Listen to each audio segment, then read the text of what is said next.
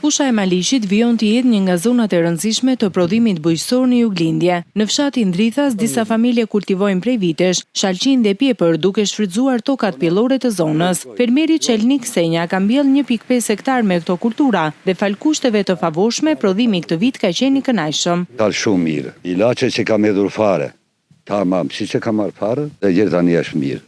Ja këta të vendit e mbarova, tash ja është ky. Jeshili që bëhet nevonesk.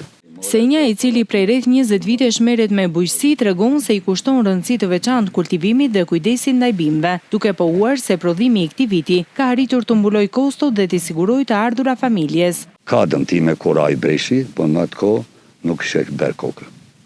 Megjithatë, i ndetëm në kokë, e vaditëm, është për mashallah. Po për të shitur ku e shisni prodhim? Në për pazaret e bashkisë.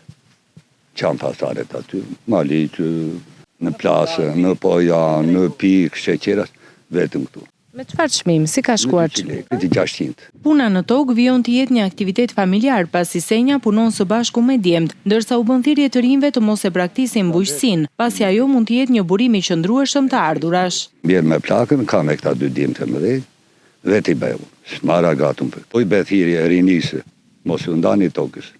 Prania e ujit për vaditje e krahas tokave pjellore dhe përvojës së fermerëve ka qenë një nga faktorët kryesor që kanë ndikuar në mbarvajtjen e prodhimit këtë sezon. Ujë kemi, e kam vaditur 4 herë. Kam impjantin tim me 30 çusator, pompën e kam time.